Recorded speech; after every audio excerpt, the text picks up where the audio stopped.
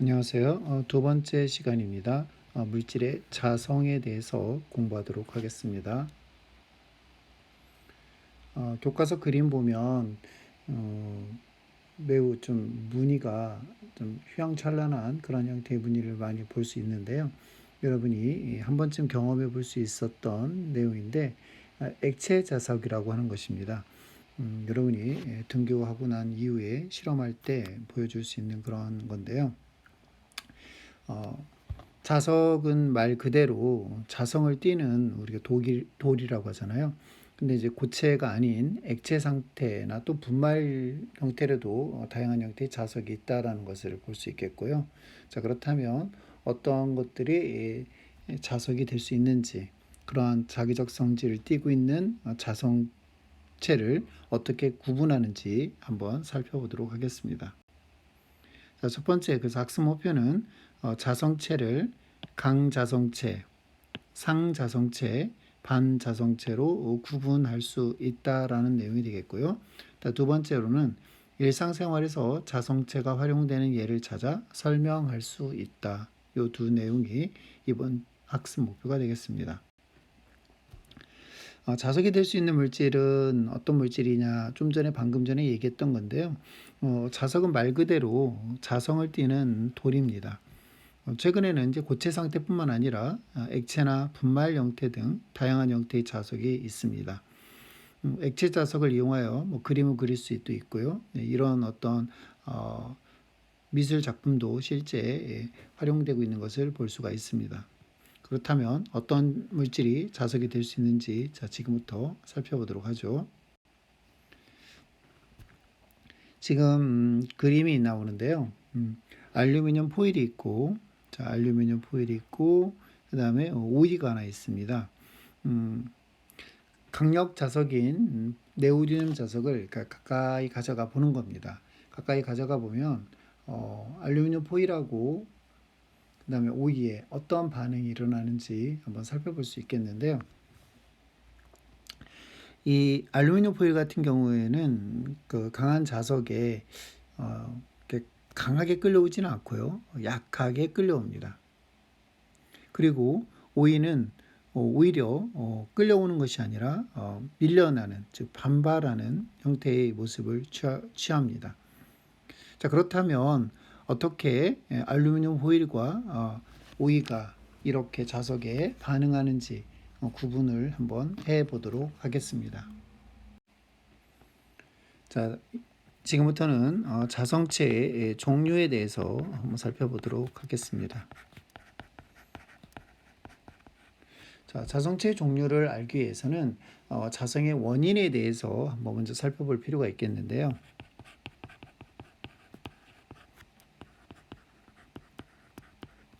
자, 자성의 원인은 물질 내에 이렇게 물질이 이렇게 있으면 하나의 물질을 예를 들어 볼게요. 자, 이 물질의 아주 작은 부위를 우리가 따로 확대를 해서 보면 결국에는 원자로 구성되어 있고요. 이 물질 자체가 뭐 특정한 어떤 결정 구조를 가지고 있을 거 아니에요. 자, 그 원자 하나를 다시 크게 확대를 해보면 원자 핵이 있고, 자, 원자 핵이 있고요.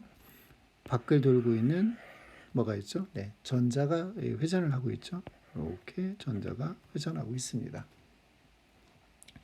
자, 우리는 이게 전자가 회전하게 된다라고 하는 것을 다른 말로 표현하면 전류가 흐른다라고 이야기할 수 있습니다. 물론 전류의 방향은 전자의 흐름과 반대 방향이 되기 때문에 전류의 방향은 이쪽 반대가 되겠죠. 이렇게 되겠습니다.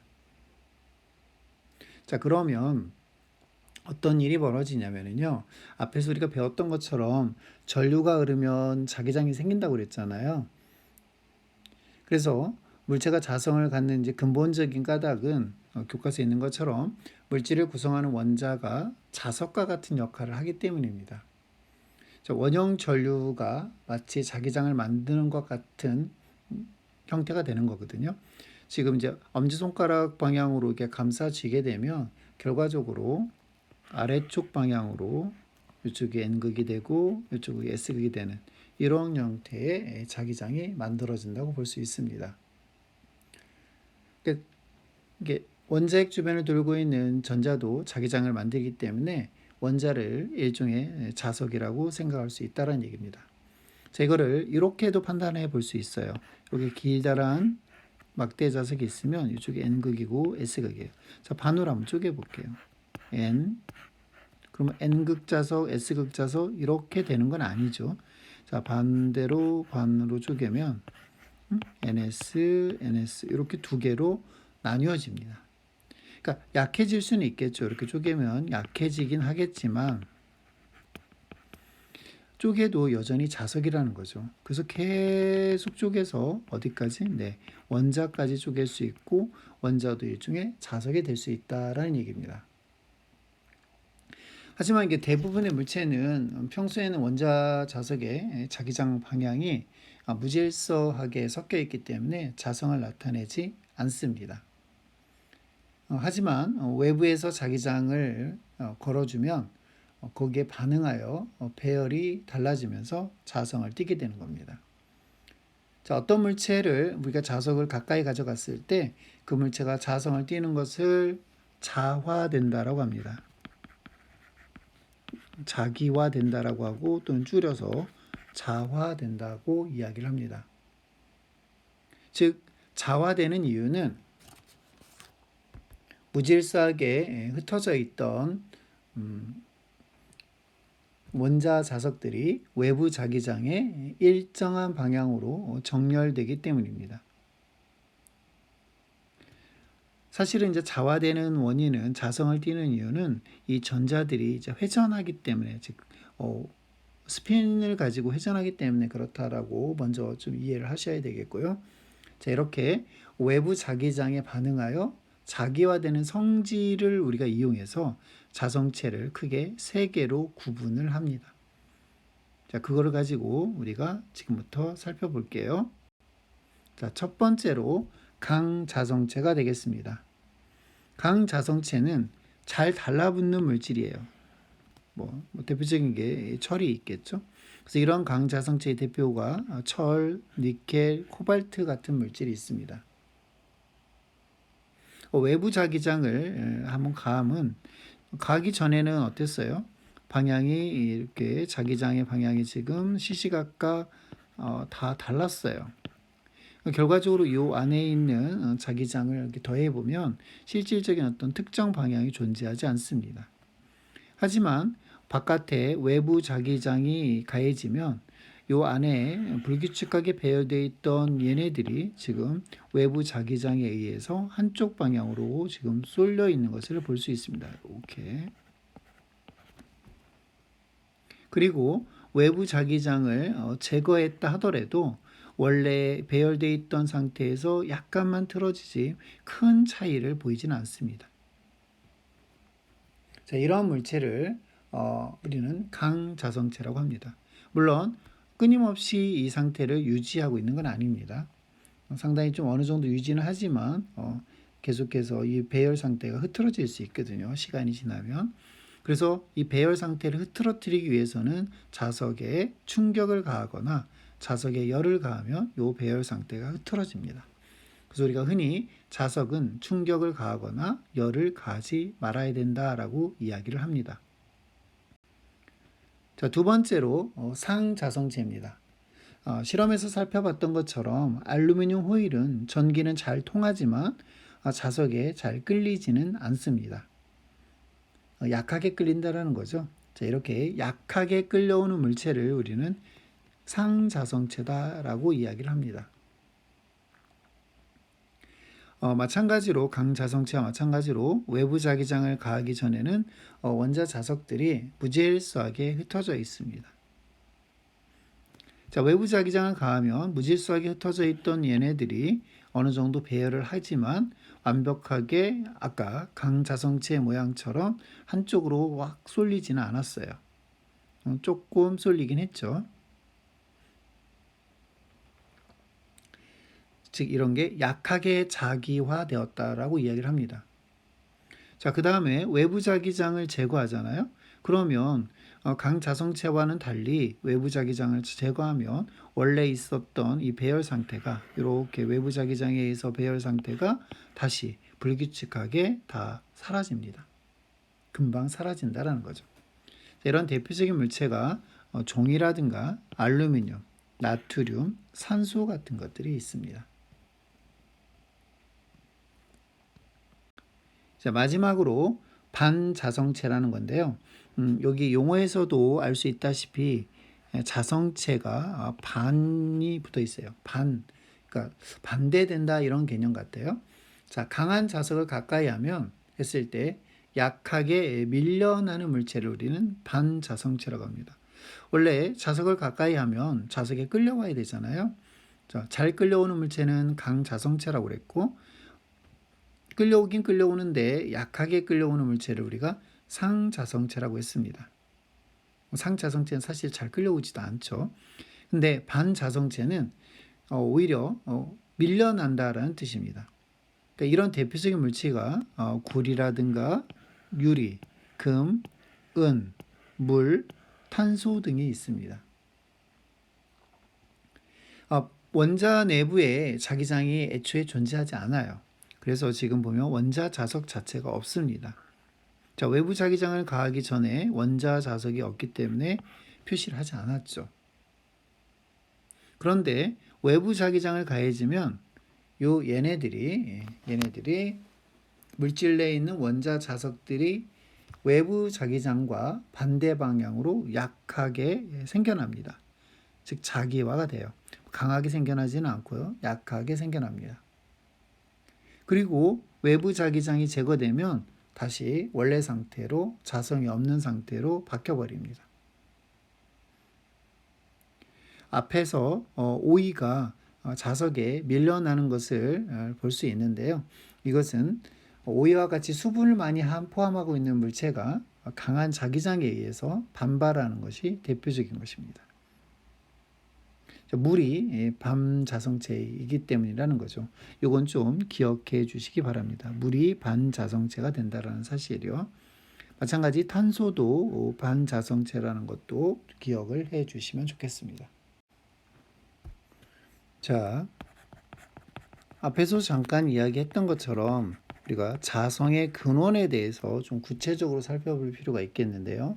자, 이건 보충이 되겠습니다. 원자 자석을 보다 이제 정확하게 이야기하려면은요, 자기 모멘트 또는 자기 쌍극자 모멘트라는 내용을 알아야 됩니다.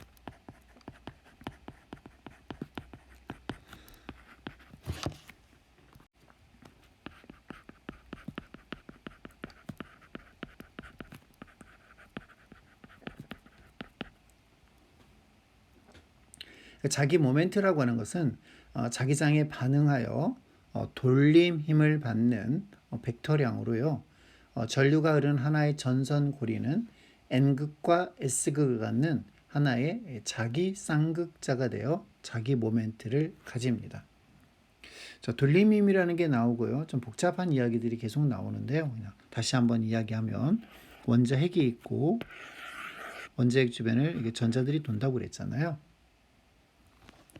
그러면 전류가 흐르는 하나의 전선고리, 이 말이 무슨 말이냐면 전자가 이렇게 회전하면 반대로 전류가 이렇게 흐른다라고 얘기했잖아요. 전자의 이동 방향은 전류의 방향과 반대가 되기 때문에 그렇습니다. 그래서 아래쪽 방향으로 여기가 N이 되고 여기가 S가 되는 자기장을 형성한다고 그랬습니다. 원형 도선에 전류가 흐르는 것과 동일하게 생각하시면 됩니다. 그래서 전류가 흐르는 하나의 전선 고리가 N극과 S극을 가는 하나의 자기 쌍극자가 되기 때문에 자기 모멘트를 가진다라고 이야기합니다. 자, 원자나의 자기 모멘트를 갖는 입자는 양전하를 띤 양성자도 있고요. 음전하를 띤 전자입니다. 자, 원자핵도 스핀 운동을 하여 자기 모멘트를 가져요. 자, 움직이면 자기 모멘트를 가질 수 있다는 얘기죠. 하지만 상대적으로 질량이 매우 커서 외부 자기장에 반응하는 효과가 약합니다. 그리고 무자기한 방향을 가리키기 때문에 물체가 자화되는데 영향을 주지 않아요.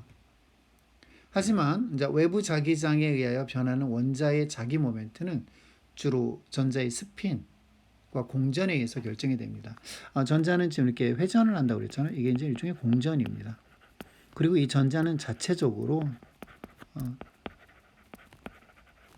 회전, 즉 뭐 쉽게 말하면 자전을 한다라고 생각하시면 돼요.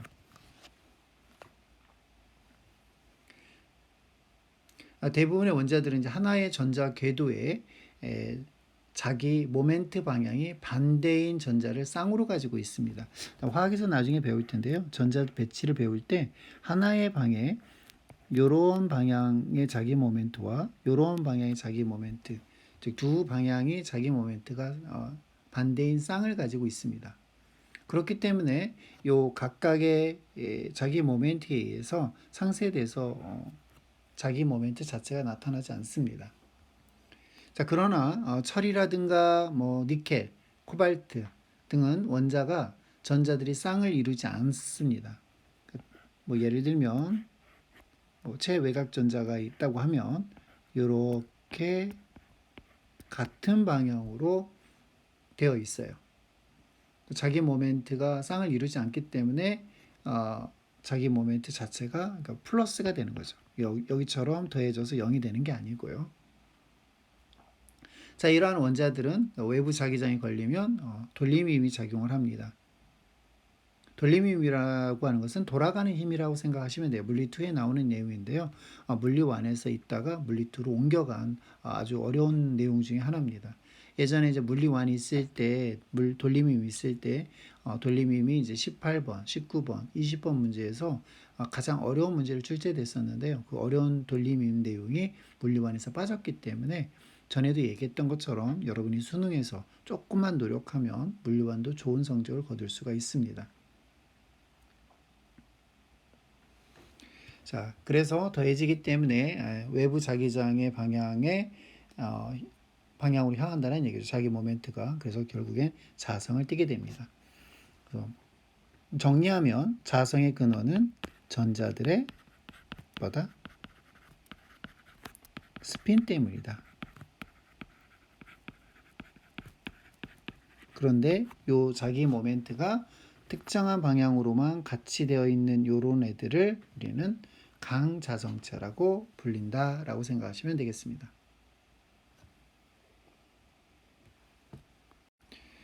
자, 이런 자성체의 다양한 활용에 대해서 한번 살펴보겠는데요. 뭐 요즘은 자주 사용되지는 않지만 신용카드에 보면 자기 테이프가 발라져 있는 것을 볼 수 있고요. 이런 자기 테이프가 발라져 있는 각종 카드를 우리가 흔히 사용할 수가 있습니다. 사용을 하고 있습니다. 그렇다면 자기력을 이용하는 대표적인 예부터 한번 살펴보겠습니다. 앞에서 우리가 그 솔레노이드 코일에 철심을 넣으면 자기장이 세진다고 그랬잖아요. 솔레노이드 내부에 이제 강자성체, 철심은 거기서 철 다발이거든요. 그래서 강자성체입니다. 따라서 자, 이렇게 한번 다시 해보겠습니다. 코일을 이렇게 감을게요. 자, 그래서 코일에 전류가 흐릅니다. 그러면 자기장이 이렇게 형성이 돼요. 근데 요 자체 내에 있는 안에 들어있는 요 코일이 아니고 요 철심이 요 외부 자기장, 즉 전류 코일에 전류가 흘러서 생긴 자기장에 의해서 안쪽 철심에도 배열 상태가 달라집니다. 자화된다는 얘기죠. 그래서 그게 더해지기 때문에 훨씬 자기장이 세진다라는 것이고요. 우리가 분말 형태의 강자성체를 고무와 혼합해서 다양한 모양을 만들 수 있는 고무자석도 실제 많이 사용을 하고 있고요. 뭐 돈이 얼마 안 들기 때문에 많이 활용을 합니다. 그 다음에 정보 저장에 자기 테이프가 활용되는데요. 강자성체 분말을 저 여기 보시면 여기에 강자성체 분말을 플라스틱에 코팅을 한 겁니다. 묻혀가지고 코팅을 한 거예요. 외부 자기장에 의해 자기화되는 성질을 이용해서 정보를 저장하고 재생하는 것이 가능해지는 겁니다. 보통 이제 비디오라든가 오디오 카세트 테이프 요즘 거의 사용되지 않고 있지만 그 얇은 그 테이프처럼 생긴 거 있잖아요. 우리 스카치 테이프처럼 생긴 그런 것들이 우리가 자기 테이프입니다. 그 다음에 신용카드나 통장에 여기 나와 있는 것처럼 선들, 마그네틱 선들 이런 것들이 자기 물질이 발라져 있는 겁니다. 하드디스크도 마찬가지죠. 자기 테이프와 마찬가지로 자기장을 이용해 정보를 저장하고 재생하는 장치로서요. 많이 사용됐었습니다. 요즘도 마찬가지 하드디스크가 많이 다른 물질로 대체되고 있는 상태입니다. 강자성체인 산화철로 코팅된 얇은 디스크 위에 헤드가 놓여 있는 구조인데요. 헤드의 전류가 흐르면 생기는 자기장에 의하여 헤드 근처를 지나가는 디스크의 작은 부분들이 자기화되면서 신호를 저장합니다.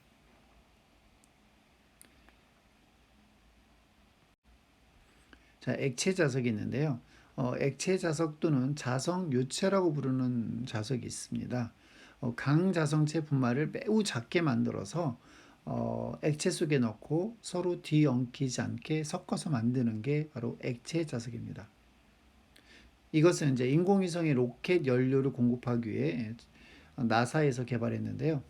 액체 자석에 자기장을 걸어 막의 형태를 띠게 하면 진공을 유지하고 이 물질이 출입하지 못하도록 막는데 매우 좋은 효과가 있어 우주선과 우주복에서 진공을 유지하거나 물질 출입을 조절하는 데 사용되었다고 합니다. 액체 자석은 쉽게 실험을 해볼 수 있는 거고요. 요즘은 이런 액체 자석을 이용해서 다양한 곳에 활용을 하고 있는데요. 밀폐 성질을 이용해서 하드디스크 방진이라든가 반도체 진공실 등 각종 기계 부품의 밀봉용으로 사용을 한다고 합니다. 최근에 나노 수준의 미세한 강자성체 입자를 만드는 기술이 발전하면서 액체 자석 기술도 발전하여 의조 집회 방지를 위한 자석 잉크, 실제 동전이 아니고 지폐에 보면 그 숫자 써 있는 부분이 있잖아요. 거기에 액체 자석을 이용해서 숫자가 기록이 되었다고 합니다. 그래서 여러분이 강력한 네오디듐 자석을 지폐에 살짝 가져가면 지폐가 달라붙는 것을 볼 수가 있을 거고요. 자, MRI에 사용되는 조영제 등 의약품, 자, 미세한 출력 조절이 가능한 고성능 스피커, 저마찰 베어링 등 산업용의 쓰임새가 확대되고 있습니다. 뿐만 아니라 정교한 렌즈를 제작한다든가 생체 연구 등 다양한 방면에서 활용도가 점차 늘어나고 있는 이 액체 자석에 대해서 한번 조사를 해 오시기 바랍니다.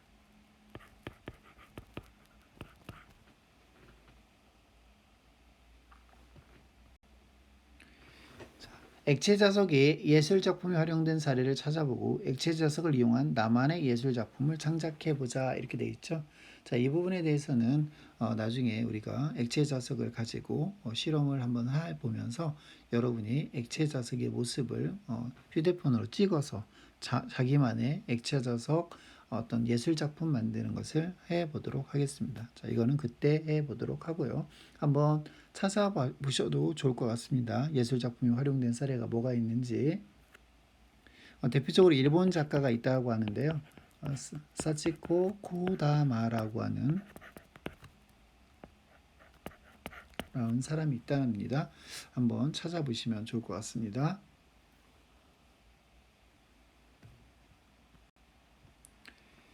자, 이번엔 평가하기 개념 얼마나 잘 이해했는지 한번 같이 문제를 풀어보도록 할게요. 자성체에 약하게 밀려나는 물체를 무엇이라고 합니까? 네, 무엇이었죠? 네, 오이같이 수분이 많이 들어있는 물체가 밀려나는 것처럼 반대의 자성을 띠는 반자성체였죠. 두 번째, 전자석 안에 넣는 철심의 재료로 강자성체를 이용하는 까닭이 무엇인가? 철심을 넣는 이유는 좀 더 강한 자기적 성질을 띠게 만들기 위한 거잖아요. 그래서 강자성체가 외부 자기장에 의해서 자기화되게 되고 그 자기화돼서 그 자체가 하나의 자석이 되기 때문에 어떻게 하기 위해서요? 네, 자기력이 세지기 때문이죠.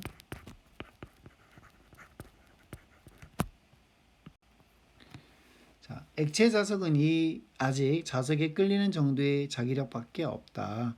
액체 자석의 세기를 세게 할 수 있는 방법을 고안해 보자 이렇게 되어 있습니다. 액체 자석을 어떻게 하면 더 세게 할 수 있는지, 강자성체를 이제 개발을 해야 되겠죠, 결과적으로는. 그러니까 분말로 만들었을 때 강하게 작용되는 강자성체 물질을 이제 이용을 해야 되겠고요. 그다음에 액체 자석의 그 농도가 진할수록 좀 더 세게 반응을 하겠죠. 그래서 농도를 진하게 한다라고 하면 되겠습니다.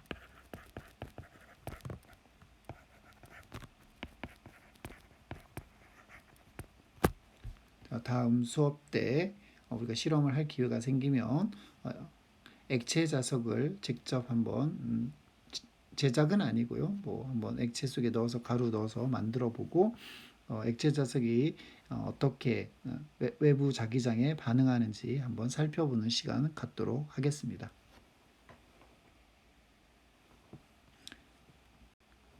자, 지금까지 물질의 자성에 대해서 공부를 했고요. 물질의 자성에서는 크게 세 종류의 자성체의 종류를 아는 것이 중요하겠습니다.